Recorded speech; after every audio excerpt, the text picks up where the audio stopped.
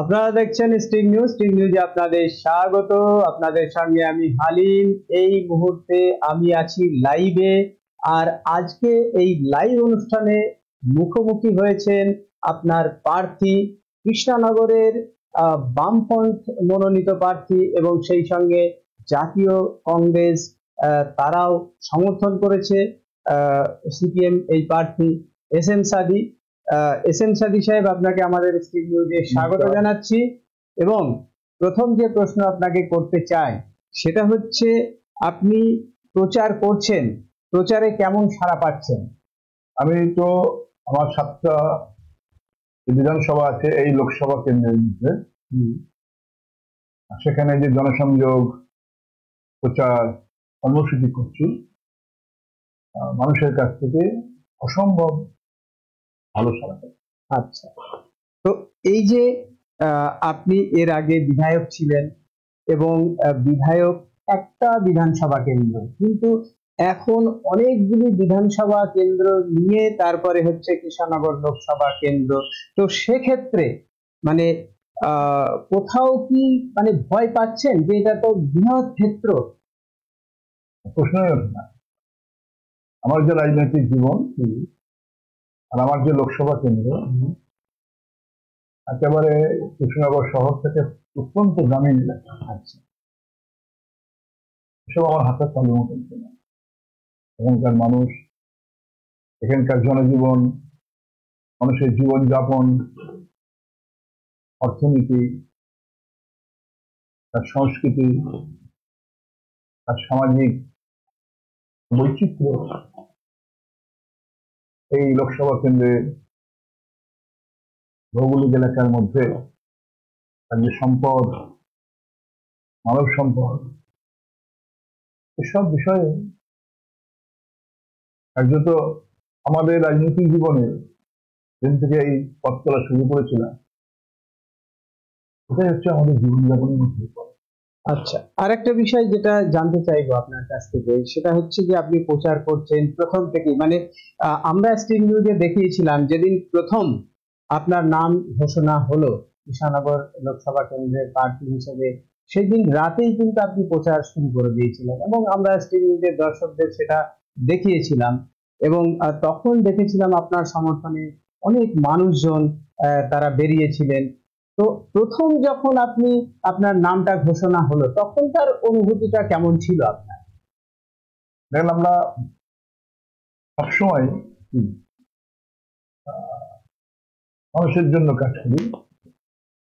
কৃষক, শ্রমিক, ছাত্র, যুব, মহিলা, শিক্ষক, কর্মচারী, সব অংশে মানুষের জীবন জীবিকা, যে রুটির লড়াই, রুজির লড়াই, সম্প্রীতির প্রশ্নে তো আলাদা কোনো অনুভূতি আচ্ছা একজন বামপন্থী রাজনৈতিক কর্মী হিসাবে আমার ছিল না। এই অর্থেই এই যে লোকসভা আমি প্রতিদ্বন্দ্বিতা করছি, এটাকে আমি আমার 365 দিনের যে কাজ, একটা রাজনৈতিক সংগ্রামেরই একটা অংশ হিসাবে, ধাপ হিসাবে দেখছি।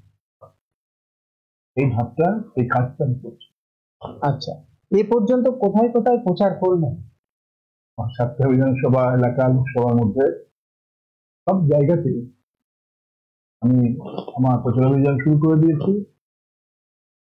যাচ্ছি, সব অংশের মানুষের কাছে যাচ্ছি, কৃষকের কাছে, ক্ষেত্রজীবীর কাছে, অসংগঠিত শ্রমিকের কাছে, পরিযায়ীদের কাছে, আইসিডিএস, মিড ডে মিল থেকে শুরু করে আমার মনে হয় আপনি একটু জোরে বললে আমাদের দর্শকদের শুনতে সব অংশের মধ্যে প্রথম একদম প্রচারের শুরু থেকে এই লোকসভা কেন্দ্রের কৃষক, শ্রমিক, অসংগঠিত শ্রমিক, প্রকল্প শ্রমিক, কৃষক, ছাত্র, যুব, মহিলা সহ সমস্ত অংশের মানুষের কাছে আমার যে বার্তা, আমাদের যে বার্তা, আমার প্রচারের যে সমস্ত বিষয় সমূহ নিয়ে আমি পৌঁছে আমার কিছু। আচ্ছা, তো এই যে আজকে আপনি আমাদের স্টিং নিউজের স্টুডিওতে এসেছেন, শুনছিলাম যে আপনি প্রচারে ব্যস্ত ছিলেন এবং আমাদের প্রোগ্রামটা একটু মানে দেরিতে শুরু হলো। তা আমি বলতে চাইছি যে এই স্টুডিওতে আসার আগে কোথায় কোথায় প্রচার করেছেন? আমি এই স্টুডিওতে আসার আগে ছিলাম আমাদের জেলারই একটা প্রাচীনতম জনপদ মাটিয়ারি। আচ্ছা, সকাল থেকেই সেখানে আমি প্রচারে ছিলাম। মাটিয়ারি মানে আমাদের জেলার মধ্যে খুব প্রাচীন। এখানকার কাঁসা পিতল শিল্প যা আপনারা জানেন, বা পাশেই যে ধর্মদামূলক একটা সেখানকার যে কাঁসা পিতল শিল্প, যা আজকে দেশের সরকার, রাজ্যের সরকার উদাসীনতা এবং তাদের নীতির কারণে প্রায় রুগ্নপ্রায় শ্রমিকদের কথা শুনেছি। পাশ দিয়ে বয়ে যায় গঙ্গা, গঙ্গা ভাঙনের ফলে কৃষকদের যে জমি আলাদা হয়ে যাচ্ছে। এসব বিষয়গুলো আজকে সকাল থেকেই এই অংশের মানুষের মধ্যে ছিলাম, বিনিময় করেছি, তাদের সুখে দুঃখের কথাগুলো শুনেছি। এবং আমি সকাল তারপর কালীগঞ্জেও আচ্ছা, যখন প্রচারে যাচ্ছেন এবং সেই প্রচারের সময় মানে সাধারণ মানুষ কি কোনো অভিযোগ করছে এই শাসক দলকে নিয়ে, বিজেপিকে নিয়ে, মানে কোনো অভিযোগ আসছে আপনার কাছে? আসলে দুর্নীতি কথা আছে, মূল্যবৃদ্ধির কথা উঠছে, ভয়ঙ্কর যে দুর্নীতি চলছে সারা দেশে, মানে রাজ্যে এবং দেশে, এসব কথা তো উঠছে। বিশেষ করে যে আপনারা জানেন যে যেটা হচ্ছে যে আমাদের ব্যাংকের যে টাকা, এগুলো সব থেকে। আচ্ছা, সেই সঙ্গে আরো কি কি উঠে আসছে? বিজেপির বিরুদ্ধে কোনো যদি অভিযোগ এরকম কি মানুষ করছে? অবশ্যই। কি ধরনের অভিযোগ? যে ধরুন এই যে বন্ডের টাকা, ইলেকশন বন্ডের, দেখা গেল যে প্রায় 6,000 কোটি টাকার উপরে বন্ডের টাকা নিয়েছে বিজেপি। আর আঞ্চলিক দল হিসেবে তৃণমূল কংগ্রেস নিয়েছে প্রায় 1,000 কোটি টাকা। একমাত্র সিপিআইএম এই ইলেকশন বন্ডের একটি পয়সাও নেয়। তো আপনি জানেন যেটা, যে কোর্টের নির্দেশেই এই তদন্তটা হয়েছে এবং কোর্টও বলেছে সিপিআইএম কোনো টাকা, সিপিআইএমই মামলা করে। এবং এই টাকা নেওয়ার ফলে কি হয়েছে, যে আমাদের দেশের যিনি এখনো অর্থমন্ত্রী আছেন, নির্মলা সীতারামন, তার হাজবেন্ড বিশিষ্ট অর্থনীতিবিদ, তিনি বলেছেন স্বাধীনতার পরে এরকম আর্থিক দুর্নীতি হয়নি। আচ্ছা, ফলে কি হয়েছে, এই দুর্নীতিতে বিজেপি যুক্ত। এই টাকার, এই কর্পোরেটের টাকায় বা ইলেকশন বন্ডের টাকায় বিজেপি নির্বাচন করছে, আবার তৃণমূলও এই টাকাতে নির্বাচন করছে। স্বভাবতই এই দুই দলই হচ্ছে দুর্নীতিগ্রস্ত দল, এটা অনেকখানি স্পষ্টতা পাচ্ছে। আমি যখন প্রচারে যাচ্ছি মানুষের মধ্যে, আমি বললেন আমি পলাশীপাড়া কেন্দ্রের বিধায়ক ছিলাম, লোকে আমাকে বলছে যে আপনি এখন আছেন, আমাদের মধ্যেই আছেন, আবার দেখুন আপনি, আমরা ভোট দিলাম, তো বিধায়ক তো জেলে বর্তমানে, কারণ আমি তো বিধায়ক জেলে রয়েছে। তারাই বলছে যে সরকারের মন্ত্রী সপরিবারে, এমএলএ সপরিবারে জেলে, শিক্ষামন্ত্রী দেখবেন, সরকারের মুখ্যমন্ত্রী, শিক্ষামন্ত্রী, এগুলো খুব গুরুত্বপূর্ণ পদ। শিক্ষা মানে তো আমাদের সমাজের মেরুদণ্ড, আমাদের ভবিষ্যৎ যারা তৈরি করে তাদেরকে শেখানোর কাজ। তার শিক্ষামন্ত্রী চাকরি দুর্নীতিতে, এমএলএ চাকরি দুর্নীতিতে, এগুলো আসছে। আবার যারা এমপি হন, এমপির কাজ করছে, পার্লামেন্টে আইন তৈরি করে। এবং দৃষ্টিভঙ্গি কি হবে, ধরুন আমরা দুর্নীতি করছি, আমরা বলছি যে লোকসভাতে বামপন্থীদের পাঠান, কারণ বামপন্থীরা গেলে পারে যখন মূল্যবৃদ্ধি, তখন বামপন্থীরা বিরোধিতা করবে। বামপন্থীরা যখন কৃষকের সার, ডিজেলের দাম বাড়াবে, বামপন্থীরা বিরোধিতা করবে, যুক্তিসঙ্গত বিরোধিতা করবে। বা মূল্যবৃদ্ধির সঙ্গে সঙ্গে রান্নার গ্যাসের দাম যখন অস্বাভাবিক বাড়ে, বামপন্থীরা বিরোধিতা করে। বামপন্থীরা বিরোধিতা করে স্বাধীনতার ফলে যে আমাদের দেশে যতটুকু রাষ্ট্রের ক্ষেত্র গড়ে উঠেছে, ব্যাংক, বীমা, এলআইসি, রেল, এগুলো খনি, অর্ডিন্যান্স ফ্যাক্টরি, এগুলোকে যখন কর্পোরেটের কাছে, আদানিদের কাছে বিজেপি বিক্রি করে দেয়, তখন বামপন্থীরা এর বিরোধিতা করে। আচ্ছা, দীর্ঘদিন ধরে তো আপনি রাজনীতি করছেন, সেক্ষেত্রে একটা প্রশ্ন আমার মনে জাগছে যে লোকসভা ভোটে লোকাল ইস্যু কতটা ম্যাটার করছে? ধরুন এখানে কৃষ্ণনগরের মানুষ মহামিত্রকে ভোট দিয়ে জিতিয়েছিল, তাকে ভোট দিয়েছে, তারপরে তার বিরুদ্ধে ক্যাশ ফায়ারি একটা অভিযোগ উঠেছে। তো এই বিষয়টাকে আপনি একজন রাজনীতিবিদ হিসেবে কিভাবে দেখেন? দেখেন, আমি যেটা দেখি যে প্রতিদ্বন্দ্বিতা যারা করছেন, তারা যে দলে আছে সেই দলের নীতি প্রতিষ্ঠা। আচ্ছা, যেমন ধরুন তৃণমূল দল, এই আমি বললাম ইলেকশন বন্ড, তার আগে আপনারা জানেন এই দল যখন প্রথম 11 সালে সরকারে এসেছিল সে সময় হচ্ছে যে ওই যে সাহারা থেকে শুরু করে বিভিন্ন ধরনের স্ক্যাম ছিল, আর্থিক স্ক্যাম ছিল। সে সমস্ত তো হয়নি। এই যে টাকা আমাদের সর্বশান্ত হয়ে গেছিল গ্রামের মানুষ, সেই টাকাই নির্বাচন করেছে এই তৃণমূল কংগ্রেস। এখন যারা গেছেন তারা যে দলে থাকতেন সেই দলেরই প্রতিফলন। তৃণমূল দলটা হচ্ছে আপদমস্ত দুর্নীতিযুক্ত। আমি তৃণমূলের সবাইকে চোর বলি যারা ভোট দিয়েছে বা মনে করেন নিজের তৃণমূলের নেতারা একেবারে চক্রবর্তন কালীঘাট থেকে শুরু করে ব্লক স্তর পর্যন্ত তারা দুর্নীতি করছে। তো আমাদের বলতে হচ্ছে না, আমি যখন যাচ্ছি সবতে তার প্রতিফলন এখানকার যারা সাংসদে ছিলেন, আমি যে কথা বললেন ক্যাশ ফর কোশ্চেন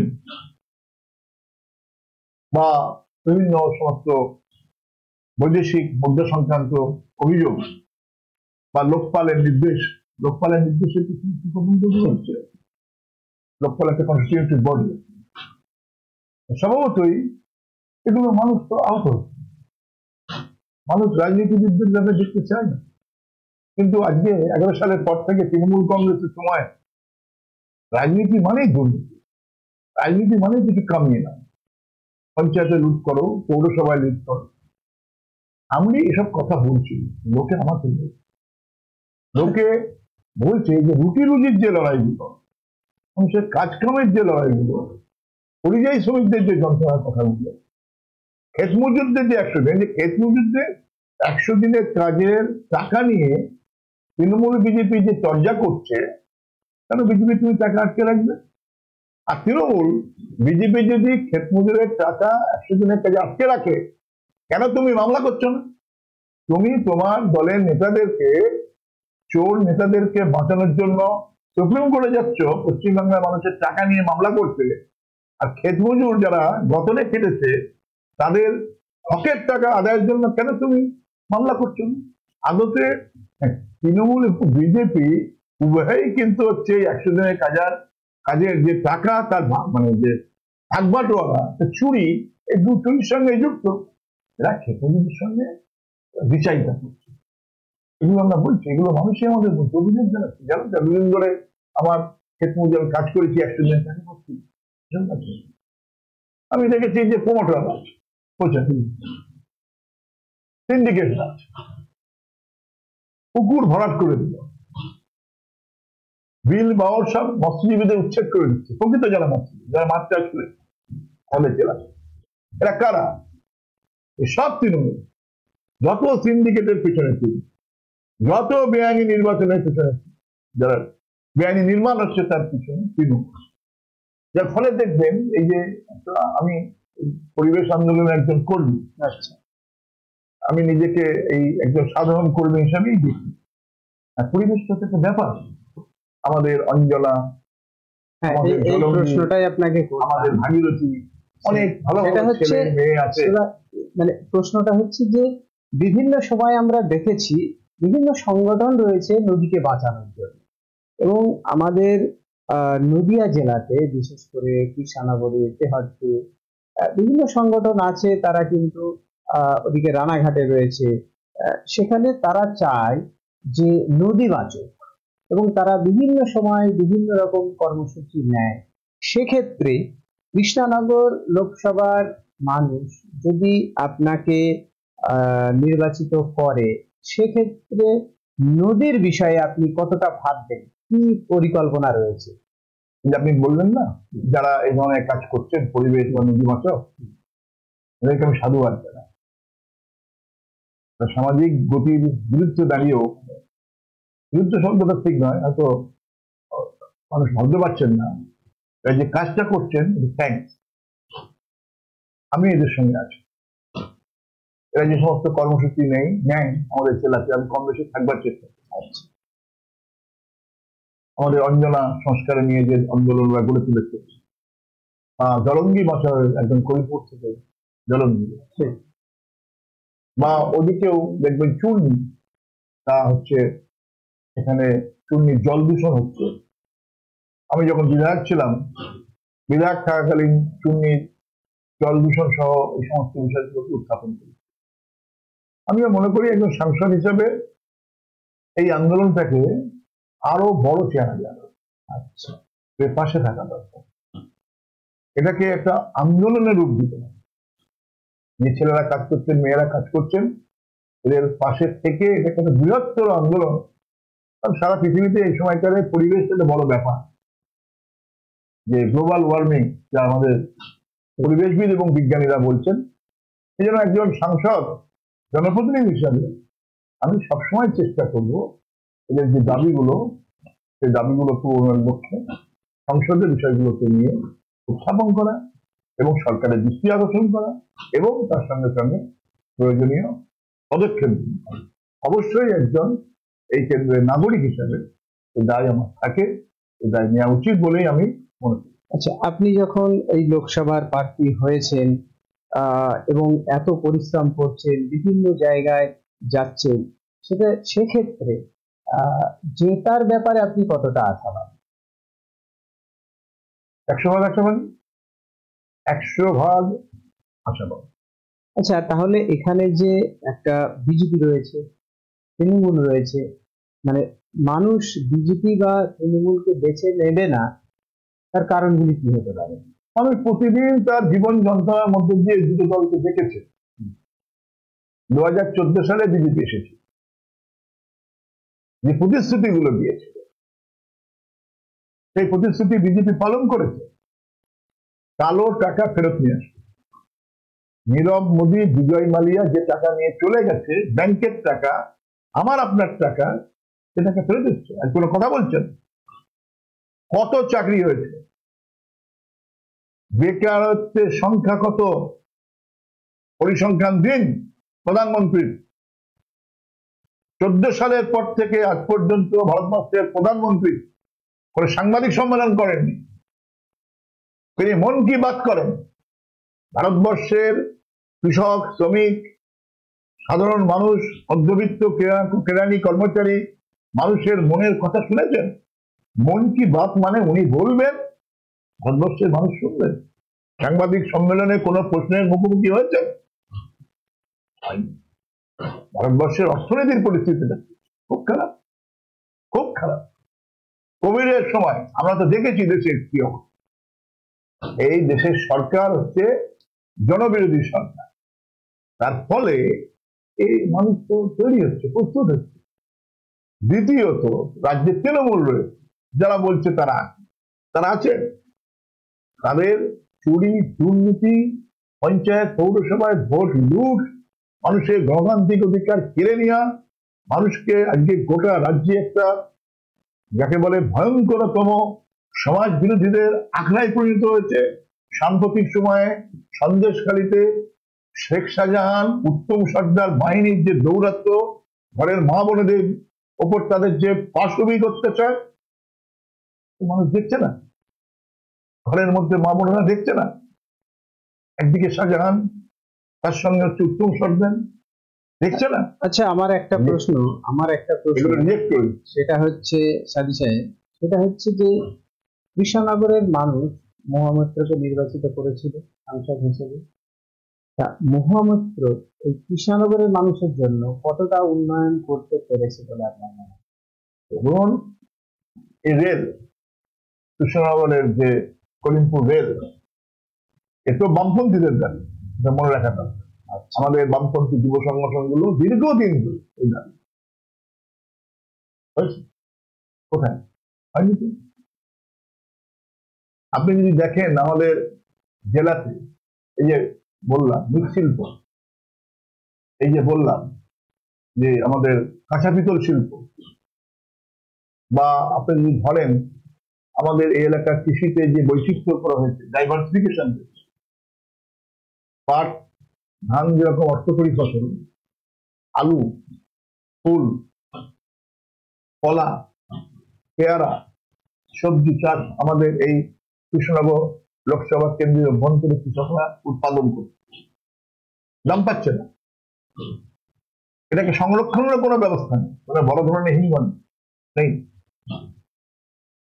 আমাদের যারা মৎস্যজীবী তাদের, আমি আগে বললাম, তাদের তৃণমূলের গুন্ডা বাহিনী, সমাজবিরোধী বাহিনী দৌড়াচ্ছে, তাদের জলাভূমি থেকে উচ্ছেদ হয়ে গেছে। সমবায়গুলো নির্বাচন হচ্ছে না, মৎস্যজীবী সমবায় বলুন, সাধারণ সমবায় বলুন, হাইকোর্ট থেকে মামলা করে নির্বাচন করতে হচ্ছে। এটা কোনো গণতান্ত্রিক পদ্ধতি না। আমি আসছি মহামৈত্রের উন্নয়নে আসবো। এই সব ক্ষেত্রে তো সাংসদের কোনো ভূমিকা ছিল না। 5 বছরে ছিল, আমি আনছি। সংসদের কি ভূমিকা আছে? সংসদ এখন প্রশ্নের মুখোমুখি, ইডি প্রশ্নের মুখোমুখি, সিবিআই প্রশ্নের মুখোমুখি, ওয়ার্ডে যাচ্ছেন, দেখছি মুখোমুখি, সেখানকার মানুষের সঙ্গে বসছেন, তাদের অভাব অভিযোগ শুনছেন, করছেন না, করেননি, শুনছেন। 5 বছর পর তিনি অভাব অভিযোগ শুনছেন, কিন্তু 5 বছর এগুলো করেননি। আপনি কৃষ্ণনগর শহরে একটিও মহামৈত্রের একটা সামগ্রিক উন্নয়নমূলক পরিকল্পনা দেখাতে পারবে। আচ্ছা, তাহলে আমি একটা প্রশ্ন বলে দিই, যে আমরা ওই বলছিলাম না, পরিবেশ, খেলাধুলা তো আমাদের যৌবনের একটা ডাক, চাহিদা।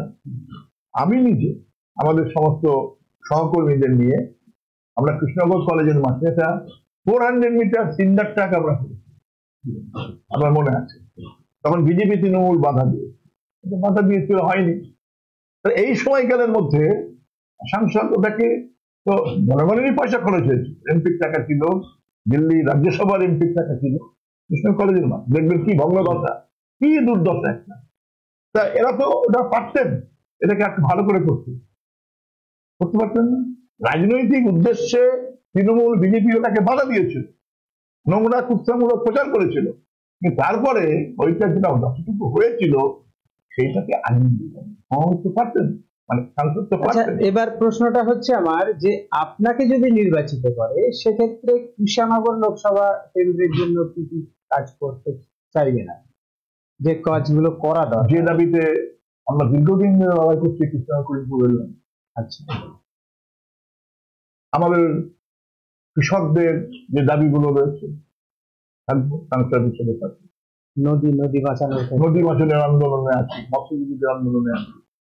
অসংগঠিত শ্রমিক, তার যে সামাজিক সুরক্ষা, সর্বোপরি হচ্ছে এই কেন্দ্রের পরিযায়ী শ্রমিক, যাদের কাজ নেই, ঘরের ছেড়ে ঘরে ফিরে আসুক। সেদিকে তো আমরা বলছি তৃণমূলকে পরাস্ত করুন, বিজেপিকে পরাস্ত করুন।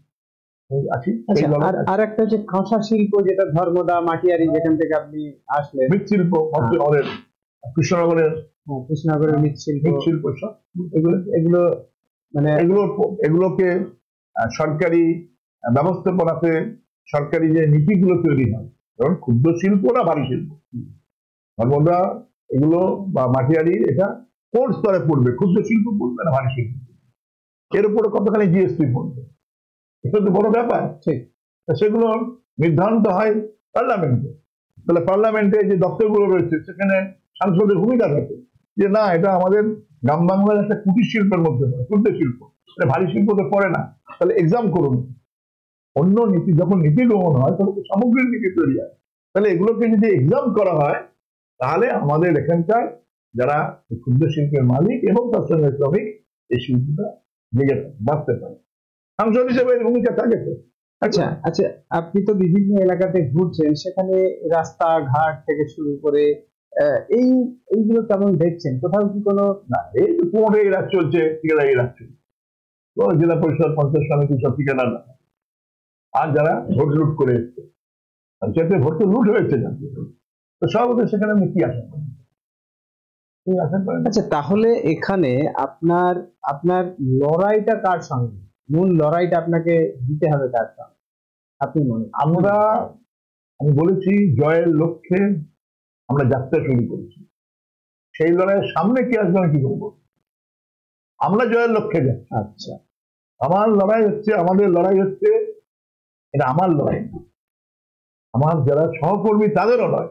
এই কৃষ্ণনগর লোকসভা কেন্দ্রে কৃষক, শ্রমিক, ক্ষেতমজুর, মা বোনেরা, ছাত্র, যুব, যারা দিল্লি এবং রাজ্যের নীতির ফলে নিষ্পেষিত, কাজ হারা, মজুরি হারা, মূল্যবৃদ্ধির চাপে যাদের নাবিশ্বাস উঠছে, মা বোনেদের তাদের সম্ভ্রম রক্ষা হচ্ছে না, গোটা রাজ্যে একটা সমাজ বিরোধীদের বেড়া তৈরি হয়ে গিয়েছে, আঁকড়া তৈরি হয়ে গিয়েছে, তারা নির্বাচন করছে। আমি শুরুতেই বলেছিলাম যে 100 ভাগ, 100 ভাগের জয়ের লক্ষ্যে আমার যাত্রা শুরু করেছি। সামনে কে লড়াই করবে। আচ্ছা, এই যে ধুবুলিয়া আমাদের এই স্টিল নিউজের অফিস থেকে 5 কিলোমিটারের মধ্যে পড়ছে, সেখানে মুখ্যমন্ত্রী এসেছিলেন এবং সেখানে তিনি বলে গেছেন যে voting for Congress CPM, voting for BJP, মানে কংগ্রেসকে আর সিপিএম কে ভোট দেওয়া মানে বিজেপি কে ভোট দেওয়া। এই মুখ্যমন্ত্রীর এই বক্তব্যটাকে আপনি কিভাবে দেখছেন? দেখেন, মুখ্যমন্ত্রী সম্পর্কে বিষয়ের কথা বলতে আচ্ছা, বিধানসভাতেও বলেছিলাম, এই মুখ্যমন্ত্রী বিজেপির সঙ্গে মন্ত্রিত্ব ছিল। আচ্ছা, রেলমন্ত্রী, খেলমন্ত্রী ছিলেন। এই মুখ্যমন্ত্রী পশ্চিমবাংলাতে স্বাধীনতার পরে প্রথম বিজেপির মতন যা আরএসএস পরিচালনা করে, যে আরএসএস কে জাতির পিতা মহাত্মা গান্ধীকে খুন করেছে, আরএসএস পরিচালিত একটা রাজনৈতিক দল ভারতীয় জনতা পার্টি, এই মুখ্যমন্ত্রী তার সঙ্গে নির্বাচনী যোগ করে এই কেন্দ্রে, এই কৃষ্ণনগর লোকসভা কেন্দ্রে। এটা আমি কৃষ্ণনগর লোকসভা কেন্দ্রে সব অংশের মানুষের কাছে আরেকটা স্মরণ করিয়ে দিচ্ছি। ওনার মুখে মানায়? ওনার মুখে মানায় না। সিপিআইএম হচ্ছে সেই দল, যে দল একটা চোখ বুঝে আপনি বলতে পারবেন যে ধর্মনিরপেক্ষতার প্রশ্নে, সাম্প্রদায়িকতার প্রশ্নে অতন্দ্র প্রহরী, যার ফলে দেখবেন বিজেপি আক্রমণ করে সিপিআইএম, মতদর্শের লড়াই বলে, সেই মতদর্শের লড়াই সিপিআইএম করছে। ওরা জানে যে ওদের যে মতদর্শ, আরএসএস এর যে মতদর্শ, যে আরএসএস কখনো স্বাধীনতার সংগ্রাম করেনি, স্বাধীনতা যুদ্ধে যে আরএসএস এর কোনো অবদান নেই, বিজেপির এমন কোন নেতা নেই যিনি বলতে পারবেন স্বাধীনতার জন্য সংগ্রাম করেছেন। ভারতবর্ষের স্বাধীনতা সংগ্রামে এই দলের কোনো ভূমিকা নেই, আরএসএস এর কোনো ভূমিকা নেই, বরং সভাপতি সিপিএম নিয়ে ওনার মুখে, উনি যে লোকসভার প্রার্থী ঘোষণা করেছেন 42টা আসন, 3 জন আছেন রাজ্য বিধানসভার এখন সদস্য। কোন দলের তারা? বিজেপি। এখন রাজ্যের বিরোধী দলের নেতা শুভেন্দু অধিকারী কে? কি তার পরিচয়? কি তার জন্ম? কে কে তাকে লালন পালন করেছে? কে তাকে ব্যবহার করে বামপন্থীদেরকে, নন্দীগ্রাম সহ গোটা পশ্চিমবাংলার মানুষের, বিশেষ করে আমাদের বেকার যুবক যুবতীদের যে স্বপ্ন ছিল, সেই স্বপ্ন সাকার করে দিচ্ছে। আপনার মনে মুখে মানায়? মমতা ব্যানার্জির মুখে মানায়? মমতা ব্যানার্জি হচ্ছে আদতে ভয় পেয়ে গেছে।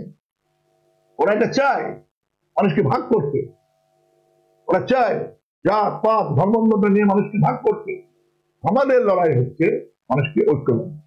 আচ্ছা, কৃষক, ছাত্র, বিজেপির প্রার্থী হয়েছেন যাকে রাজমাতা বা রানীমা বলে সম্বোধন করা হয়েছে, এই বিষয়টিকে আপনি কিভাবে দেখছেন? তিনি একটা আবেগ, কৃষ্ণনগরের মানুষের একটা সেন্টিমেন্ট, রাজা কৃষ্ণচন্দ্রের পরিবারের রাজবধূ, এই যে রাজমাতা বলা হচ্ছে, রানীমা বলা হচ্ছে, তো এই ব্যাপারটিকে আপনি কিভাবে দেখছেন? এই যে শব্দ রানীমা, রাজমাতা, রাজবধূ, এই আপনি আমাকে ইন্টারভিউ নিচ্ছেন, ইন্টারভিউ নিচ্ছেন কেন?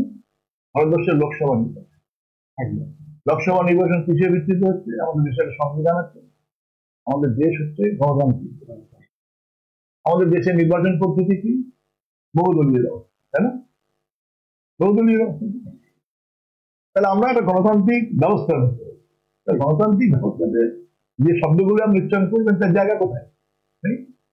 কেউ যদি বলে আনন্দ পায় সেটা আলাদা না, কে কি কাকে কি বলবেন সে তার আনন্দ যাবে, কিন্তু গণতান্ত্রিক ব্যবস্থাতে এটা কোনো জায়গা নেই। আর নির্বাচনে দাঁড়ানোর অধিকার তো সকলের, তিনি তার কথা বলবেন। আচ্ছা, একটা বিষয় হচ্ছে বিজেপি নেতারা মানে বলে থাকেন বা এবং বলছেন এই লোকসভা নির্বাচনে যে এসএনসাদি সংখ্যালঘু ভোট কাটার উপরে তাদের নাকি জেতা নির্ভর করছে, মানে এসএনসাদি সংখ্যালঘু ভোট যত কাটবে তাহলে নাকি মহামিত্রকে পরাস্ত করা যাবে। এই যে বক্তব্য গুলো বিজেপির তরফ থেকে উঠে আসছে, তাদের এই বক্তব্যটাকে কিভাবে আপনি মানে উত্তর দেবেন, জবাব দেবেন? প্রথমত যেটা হচ্ছে যে মমতা ব্যানার্জি যা বলেছে ওরাও তাই। আচ্ছা, আমার বলার কথা হচ্ছে যে আমরা যে মানুষের কাছে বলছি এই বলার মধ্যে হচ্ছে কাদের কথা, কোন অংশের কথা বলছে? সাধারণ মানুষের কথা, খেটে খাওয়া মানুষের কথা, বেকার ছেলের যন্ত্রণার কথা, তার কাজের কথা, তার মজুরির কথা, মূল্যবৃদ্ধির কথা। এখানে কি জায়গা আছে? এখানে এসব আলোচনা কোনো জায়গা নেই। আমরা আমরা আমি আগেই বলেছি, আমরা মানুষকে ঐক্যবদ্ধ করতে চাই। আমাদের দেশের সংবিধান বলেছে এই দেশের সংবিধান ধর্মনিরপেক্ষ। এই দেশের সংবিধান হচ্ছে জাত পাত বর্ণতা লিঙ্গ বৈষম্যের বিরুদ্ধে। বাবা সাহেব ভীমরাও আম্বেদকর যখন সহ আমাদের যে গণপরিষদ এবং যে আমাদের যে সংবিধান প্রণেতা, তারা বলেছিলেন ভারতবর্ষের অভ্যন্তরে এই ধরনের একটা অসহিষ্ণুতা আছে, এই অসহিষ্ণুতা দূর করবার ক্ষেত্রে ধর্মনিরপেক্ষতার নীতি হচ্ছে জরুরি।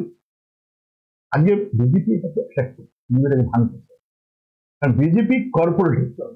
আচ্ছা, না, এই যে বিজেপি বলছে, ও আড়াল করছে, ও আদানিদের আড়াল করছে, ও আম্বানিদের। ও বলুক যে লকডাউনে যখন এখানকার পরিযায়ী শ্রমিকরা হিন্দু মুসলমান তপশিলি আদিবাসী পিছিয়ে পড়া সাধারণ গরিব ঘরের ছেলেমেয়েরা যখন পরিযায়ী শ্রমিক না খেয়ে পড়েছিল কি দুর্দশার মধ্যে, সেই সময়ে দিল্লি সরকারের কি ভূমিকা? বিজেপি সরকারের পরিযায়ী শ্রমিকদের জন্য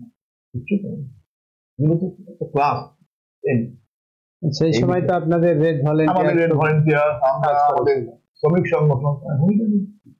এই জন্য এই বিষয়গুলো যে বলতে না ভোট এরা দেবে। আচ্ছা, এই যে যে আইনটা পাশ হয়েছে এক্ষেত্রে বিজেপি যেটা বারবার এই যে লোকসভা ভোটের আগে এই আইনটা চালু করলো, অন্যদিকে মমতা ব্যানার্জি আবার বলছে যে আমরা চালু হতে দেব না, এনআরসি হতে দেব না, হ্যাঁ আমার এখানে বাংলাতে এইসব হবে না। আবার ওরা আবার বলছে মতুয়াদের দেখো তোমাদের নাগরিকত্ব দেব। এই যে এই বিষয়টিতে আপনি কিভাবে দেখেন? আমি যেটা হচ্ছে যে প্রশ্নটা ইলেকশনের আগে, এবং এটা কনস্টিটিউশন পালিত করে না একদম ভোটের মুখে কেন মানুষকে ফেলা যায়। আমি শুধু বলি যে সবাইকেই বলবো, বিজেপি সরকার ছিল অটল বিহারী বাজপেয়ী, আপনার মনে আছে? সেই সময় কিন্তু এই নির্বাচন কমিশনকে সামনে রেখে এবং বেশ কিছু এলাকাতে নাম কাটানোর উদ্যোগ ছিল। বামপন্থীরা সরকার, বামপন্থীরা থাকলে নিশ্চিত করে। আর কেন নতুন করে আজকে যা আইন তৈরি করেছে, একচুয়ালি এই আইন দিয়ে মানুষকে বোকা বানানো, বিপদে ফেলা। আপনি আবেদন করবেন, আপনার আবেদন যদি রিজেক্ট হয়ে যায়, তাহলে আপনি কি আপনার আর কোনো নাগরিকত্ব পরিচয় থাকবে। কিন্তু আমরা বলেছি প্রথম থেকেই, আজকেও দেখবেন আমরা আমাদের ভারতের কমিউনিস্ট পার্টি মার্ক্সবাদীর নির্বাচনী ইস্তাহার প্রকাশ হয়েছে, আমরা বলেছি যে সর্বাত্মক বিরোধিতা আজকে আমাদের ইলেকশন ম্যানিফেস্টো প্রকাশ হয়েছে। আচ্ছা, তাহলে সেক্ষেত্রে আপনাদের এই যে ভোট যখন মানুষের কাছে চাইতে যাচ্ছেন, তা আপনাদের ইস্যুগুলি কি কি থাকছে? মানে আপনারা আবেদন করছেন মানুষকে যে এই কারণে আমাদেরকে ভোট দিন, সে কারণগুলি তৃণমূল বিজেপি দুটোই একই বিরুদ্ধে দুটি। তৃণমূল বিজেপি দুটোই হচ্ছে একই গোডাউনের দুটো শোরুম। আচ্ছা, এই যে বারবার অভিযোগ করা হয় দিদি মোদী থেকে, এটা কি বিশ্বাস করেন? এটা মানুষের কাছে আজকে শতসিদ্ধ হতো। ভাইপো বাইরে সেদিন হচ্ছে ভাইপোর বউ সোনা নিয়ে ধরা পড়লো দমদম এয়ারপোর্ট বাইরে। এখানে কৃষ্ণনগর উত্তর বিধানসভা কেন্দ্রে জিতলেন বিধায়ক বিজেপি হলেন, শিয়ালদায় পা নামলেন, আমি হচ্ছি এখন বিজেপি। আবার সাংবাদিকরা জিজ্ঞেস করছেন, বলুন মুকুলবাবু বললেন যা তৃণমূল। মুকুলবাবু একজন এই দলটার মানে যারা তৈরি করেছিলেন, ওয়ান অফ দি সিগনেচারি। কারণ এই দলটা তৈরি করেছিল আরেকটা তৈরি করেছিল বাংলাতে বাম শক্তি যাতে দুর্বল হয়, বুঝতে হবে বাম শক্তি যেন কর্ম হয়, অল্টারনেটিভ থাকবে, হয় বিজেপি ভাগ করতে হবে। মমতা ব্যানার্জি আর মোদী হচ্ছে এই দেশ আর দ্বারা পরিচালিত। এটাকে ভাঙতে হবে। আচ্ছা, এই যে আপনার কেন্দ্রে যিনি বিধায়ক জেলে রয়েছেন, আমি বলতে চাইছি যে সেখানের যে যুব সমাজ, এই যে চাকরি চুরি, এই বিষয়টিকে যখন যুবকদের মধ্যে আপনি প্রচারে যাচ্ছেন, তাদের সাথে কথা বলছেন, শিক্ষিত যারা যুবক, তাদের মধ্যে থেকে এ ধরনের অভিযোগ এখন খুব কেমন প্রচুর প্রচুর টাকা দিয়েছে, চাকরি করে বাবাকে বলে দিয়েছে যে যার টাকা দাও, বাবা রিটায়ার করে গেছে, সেই টাকা তৃণমূলের নেতাদের দিয়ে দিয়েছে, অনেকে বিয়ে করে ফেলে দিয়েছে, চাকরি আমার হচ্ছেই, তোমাকে এই বান্ধবী বা পেয়েছি যাই বলো। তারপরে নেতারা, নেতা এখন জেলে, বিধায়ক এমএলএ, এই যে তৃণমূলের চেয়ার কিভাবে কত পরিবার তারা ধ্বংস হয়ে গেছে। ছেলে মেয়েগুলো দিনের পর দিন, রাতের পর রাত তারা কলকাতাতে খোলা আকাশের নিচে ঝড় বৃষ্টি শীত গ্রীষ্ম বর্ষা তারা রয়েছে। নেই, পুলিশ লাঠিপেটা করেছে, মমতা ব্যানার্জির পুলিশ তাদের চাকরি দেয়নি, লাঠিপেটা করেছে। আর যে ছেলেকে পরীক্ষা দেয়নি সে চাকরি পেয়ে গেল, যে পরে শুধু কেন মন্ত্রী আর মেয়ে পরে কোর্ট রায় দিয়েছে, খারিজ করে দিয়েছে। লজ্জা। ওটা ভারতবর্ষে বিজেপির আমলে হয়েছিল, আপনার মধ্যপ্রদেশে মনে করছে এই ধরনের শিক্ষা দুর্নীতি, আর বিজেপির আমলে ওখানে হয়েছিল, আর পশ্চিম বাংলাতে এত বড় দুর্নীতি চলে। আর কোনটাই হচ্ছে শিক্ষার ক্ষেত্রে, শিক্ষা হচ্ছে কি আমাদের ছেলে মেয়েদের ভবিষ্যৎ, বুঝছো? এই ভবিষ্যৎ শিক্ষকদের নিজেদের ক্ষেত্রে যে দুর্নীতি হয়, আরাম খাতা জমা দিয়ে যদি কেউ শিক্ষক হয়, এটা শুধু সিপিএম কংগ্রেস। আপনার এখন প্রচার পর্ব চলছে, প্রচার করছেন, তো রাজ্য স্তরের কোন কোন নেতা মানে এখনো পর্যন্ত আপনার সঙ্গে যোগাযোগ হয়েছে, কথা হয়েছে, বা আসতে পারেন প্রচারে আপনার সমর্থন? দেখেন, সবার সঙ্গে ভোট, সবার সঙ্গে ভোট হচ্ছে, সবার সঙ্গে ঘুরতে আসছে। আমাদের নেতারা একদম পরিকল্পনা করে আমরা প্রচারে নেমে গেছি, নামছি, আরো নামা হবে। আমরা বলেছি যে আমাদের প্রচারের মূল জায়গা হলো মানুষের মধ্যে বিস্তার। আমাদের নেতারা একটা বিস্তারে চলে যাচ্ছে।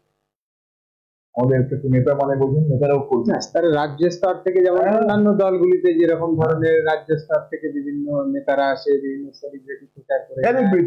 হ্যাঁ, ওদের সেলিব্রিটি, আমাদের সেলিব্রিটি না, আমাদের নেতারা কৃষক নেতা, শ্রমিক নেতা, ছাত্র নেতা, যুব নেতা সেলিব্রিটি প্রচার করতে আসে। আমাদের নেতারা সেলিব্রিটি, পাউডার মেখে হেলিকপ্টারে করে আসে। আমাদের নেতারা এসে পায়ে হেঁটে গ্রামে গিয়ে বৈঠক করছে, বৈঠক করছে গ্রামে গ্রামে। আমাদের নেতারা সেলিব্রিটি, সেলিব্রিটি হচ্ছে কর্পোরেটের ধাঁচে। অভিষেক মিটিং করলো না, অভিষেক একদম ইয়ে থেকে নয়ডা থেকে এসেছিল, ওই যে সব 11 কোটি ছিল না, নয়ডা থেকে কোটি কোটি টাকা খরচ যুবরাজ। আচ্ছা, রাজমাতা বলছেন তো, রাজমাতা কিন্তু যুবরাজ হয়ে গেছে। এই রাজমাতা যুবরাজ এই তৃণমূল বিজেপি এসব করে। যুবরাজ বলে না, যুবরাজকে ভোট দিন, বলুন আমাদের যুবরাজ আসছে। আমরা একটা জিনিস দেখেছি যে বিভিন্ন সময় সেখানে বিভিন্ন বড় বড় সেলিব্রিটিরা আসেন, বলিউডের স্টাররা আসেন, বলিউড থেকে স্টাররা আসেন। কোথাও কি মনে হয় যে এই রকম যদি আপনারাও এইভাবে প্রচার করতে পারতেন তাহলে ভোটটা বেশি বাড়ত? না, রক্ত ঘাম জীবন যাপন লড়াই সংগ্রামের মধ্যে দিয়েই মানুষ যারা থাকে, মানুষ বিপদের সময় যে আমার পাশে সংস্কৃত আছে না, আমি শ্মশান বন্দি বলে মায়ের আমার সবচেয়ে কঠিনতম সময়ে দুঃখের দিনে যে আমার পাশে কমিউনিস্টরা, বামপন্থীরা সেইভাবে। আচ্ছা, এই যে এই অন্যান্য দল ভোটের সময় তারা মানুষকে বিভিন্ন ভাবে টাকা দেয়, টাকা ছড়ায়, আমরা দেখেছি বিভিন্ন সময়ে ভিডিও ভাইরাল হয় দেখেছি। আর আপনারা দেখছি কৌটা হাতে করে মানুষের দরজায় দরজায় যাচ্ছে, মানে আমার ইলেকশন ফান্ড নেওয়ার জন্য। তাহলে যে দল দেখা যাচ্ছে অন্যান্য দলগুলি টাকা দিচ্ছে, আর আপনারা উল্টে তাদের সঙ্গে আবার টাকা, সে 5 টাকা হোক 10 টাকা হোক, আবার চাঁদা তুলছে। তাহলে মানুষ কেন আপনাদের ভোট দিতে যাবে? এই জন্যই মানুষ আমাদের ভোট দেবে, টাকা দেবে এবং ভোট দেবে। অন্য দলগুলো যে টাকা দিচ্ছে সে কোথা থেকে? ইলেকশন বন্ডের টাকা নিয়ে যে কোম্পানিটা উঠে গেছে, যে কোম্পানিটা প্র্যাকটিক্যালি লালবাতি চলে গেছে, যে কোম্পানির টার্নওভার হচ্ছে 10 কোটি টাকা, 135 কোটি টাকা ইলেকশন বন্ডের টাকা দিচ্ছে, দিয়ে ওষুধের দাম বাড়িয়ে, জীবনদায়ী প্রতিটি ওষুধের দাম এই সময় একদম, আপনি সুগারের ওষুধ, আপনি প্রেশারের ওষুধ, আপনি ক্যান্সারের ওষুধ, প্রত্যেকটা ওষুধের দাম। তা সেই টাকা তো হবে, সেই টাকাই তো হচ্ছে বিজেপি সোশ্যাল করছে, ইলেকশন 6,000 কোটি টাকা। উনি এলেন, উনি এই ধুবড়িয়ার, তো উনি হেলিকপ্টারে, যুবরাজের হেলিকপ্টারে ভাড়া দেয় টাকা। আঞ্চলিক দল আমরা শুনলাম, বললেন আপনি আমরা টাকা নিই, মানুষ টাকা দেয় এবং ভোট দেয়। হ্যাঁ, একটা গোটা দল ওদের সিস্টেমটা হচ্ছে টাকা লুট করছে, বাজার ছেড়ে দিচ্ছে কোম্পানিগুলোকে, কর্পোরেটকে, তোমরা লুট করো, একেবারে নির্দয় নির্মম ভাবে মানুষের উপরে চাপিয়ে দাও, মূল্যবৃদ্ধি থেকে শুরু করে প্রতিটি জিনিস লাভ করো, আর আমাকে টাকা দাও। সেই সব টাকা অসৎপথের টাকা তারা করছে। 11 সালে নির্বাচন করেছিল তো চিট ফান্ডের টাকা। আচ্ছা, এই যে লোকসভা ইলেকশন, এটা তো হয়তো একটা বৃহত্তর একটা ইস্যু, এবং সেক্ষেত্রে আমরা দেখতে পাই, শুনতে পাই, মিডিয়াতে দেখি, সেটা কি যে বিজেপি তারা হিন্দু পোষণ করছে, তৃণমূল সেই তপশিলি পিছিয়ে পড়া সংখ্যায় বেশি। তাহলে এখানে জাত ধর্ম জায়গা কোথায়? রুটিনিটির প্রশ্ন, জমির প্রশ্ন, কাজের প্রশ্ন, মজুরির প্রশ্ন। মজুরি যখন ঠিক হয়, এই জাত ধর্ম মিলে মজুরি ঠিক হয়। আমার বছরের দাম ঠিক হয়, যে ধর্মবিশ্বাসী মানুষ হোক না কেন, মজুরিটা পায় তার কাজের উপরে, তার শ্রমের উপরে। সে মালিক, সে যে ধর্মবিশ্বাসী হোক না কেন, বাড়তি করে জিনিস পায়। বা উল্টো দিক থেকে যদি ধরেন জিনিসের দাম বাড়লো, আপনি বাজারে গেলেন, যে ধর্মবিশ্বাসী মানুষ হোক না কেন, বাজার থেকে জিনিসটাকে কিনতে হবে, কিন্তু যে জিনিসের দাম সকালে ছিল 20 টাকা, 70 টাকা হয়ে গেল, বেশি টাকা জীবন আমার কর্মই ধর্ম বলে এক কর্ম, আর তার সঙ্গে হচ্ছে আমার অন্য বস্ত্র। দেখুন, এই জন্য এখানে এই ওরা এসব কথাগুলো, এই যে ভোট, এই দৃষ্টিভঙ্গি থেকে ভোট প্রচারে যখন যাচ্ছে, তখন তৃণমূল তারা কিন্তু লক্ষ্মীর ভান্ডার, রূপশ্রী, কন্যাশ্রী, যুবশ্রী, এত কিছু মানুষকে দিচ্ছে, এবং সেই সঙ্গে বিজেপি তারা বলছে ওখানে দীর্ঘদিনের দাবি ছিল রাম মন্দির তৈরি করতে হবে, রাম মন্দির তৈরি করে দিয়েছে, তারপরে পিএম কিষাণ দিচ্ছে। তাহলে তাদের কাছে তো অনেক কিছু ইস্যু আছে, তাহলে আপনাদের কাছে কি ইস্যু আছে যে যার ইস্যুতে আপনাদের ভোট হবে? আপনারা বারবার শুধু তৃণমূলের কাছে এই না বুঝতে কথা বলছি, তৃণমূলের কাছে এই ইস্যু নেই যে 11 সালের পরে পশ্চিমবাংলাতে একটা ভারী শিল্প না। ওদিকে রচনা ব্যানার্জি তো বলছেন যে শুধু ধোঁয়া ধোঁয়া ধোঁয়া চারিদিকে, তিনি শুধু ধোঁয়াই দেখতে পাচ্ছেন। অনেকদিন তো রান্নাঘরে ছিলেন, রান্নাঘর থেকে বেরিয়েছে, রান্নাঘর থেকে আপনি যদি এসি গাড়িতে থাকেন বেরোলে কি হবে? তখন আপনার কি হয়, জল পড়ে যায় না? উনি রান্নাঘর থেকে বেরিয়ে রাজনীতিতে এসছেন, এবং ধোঁয়া ধোঁয়া দেখছেন, তোর মধ্যে জল পড়ে গেছে। যা হয় অফিসে বিধানসভায় বলুক না মুখ্যমন্ত্রী যে আমি এই শিল্প কলকারখানা করি, শব্দ আমাদের এখানে খুব চলে অনুপ্রেরণা, ওনার অনুপ্রেরণাতে সব হয়। অনুপ্রেরণাতে একটা বড় শিল্প কলকারখানা তৈরি করেছেন, দেখেন, এবং সেখানে কত কর্মসংস্থান, কত বিনিয়োগ হয়েছে, এবং তার সঙ্গে কত অনুসারী শিল্প হচ্ছে, খুব পরে শিল্প, সব মিলিয়ে কত কর্মসংস্থান। তাহলে আপনি যেটা বললেন লক্ষ্মী ভান্ডার, আরো দিন 1,000 জায়গায় 5,000 দিন, আমরাও দেবো, আমরা সরকার আছি, প্রথম দিন যখন এটা হয়েছিল আমরা বলছি আমরাও দেবো। কিন্তু সেই মাই বলছে, সেই মার কাছে আমরা আবেদন করছি, সেই মা তো চায় যে সন্তানকে সে কষ্ট করে মানুষ করেছে সেই যাতে বিধবা হবে, বিরোধী ভাতার কথা বলি, নুন ভাত খায়, তার জন্য তাকে তো কাজ চাই। সেই কাজের কথা কি আছে? এই কাজের কথা কি তৃণমূলের কাছে আছে? তৃণমূল কি দেখাতে পারছে? কৃষকের ফসলের দাম সে তৃণমূল দিতে পারছে? এই প্রশ্নগুলো হয়েছে। পরিযায়ী শ্রমিকের যন্ত্রণা তৃণমূল কি মেটালো? তাদেরকে ফিরে এলো, তাদের কি না তোমাকে যেতে হবে না, তুমি রাজ্যে থাকো, তোমাকে কাজ দিচ্ছি দিল? যদি সত্যিই কাজ থাকে তাহলে ছেলে বাইরে রাজ্যে উপযুক্ত মজুরি পায়, সে বাইরে যাবে কেন? তৃণমূলের হাতে এই কাজ নেই। ঠিক সেরকম বিজেপি যে কথাগুলো বলেছিল, কালো টাকা, মূল্য বৃদ্ধি, সবকা সাথ সবকা বিকাশ, সেই বিকাশ কোথায়? বিজেপিকে অন্য কথা বলতে, মানুষকে বোকা বানানোর জন্য, মানুষকে আড়াল করবার জন্য আমরা এগুলো তুলে ধরছি মানুষের, এবং মানুষ এটাকে সাড়া দিচ্ছে ভালোভাবে। আমরা দেখেছি যে চাপড়াতে একটা সংখ্যালঘু মানুষের যে বাস সেখানে সবচাইতে বেশি, তো সেই চাপড়াতে আপনাদের এইবার কি ধরনের রেজাল্ট হবে?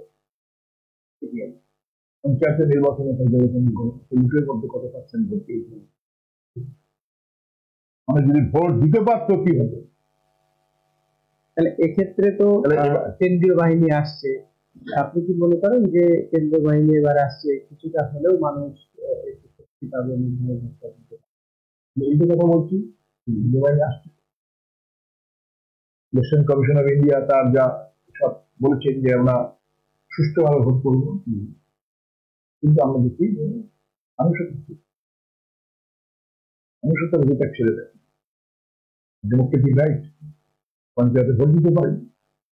পঞ্চায়েত মানুষের গ্রামের সরকার, এই দিল্লি সরকারের ভোট হচ্ছে বলে দেশের সরকার, রাজ্যের সরকার, বিধানসভা, কিন্তু কাছে হচ্ছে গ্রামের সরকার। চোখের সামনে দুর্নীতি দেখেছে, লুট দেখেছে, টাকা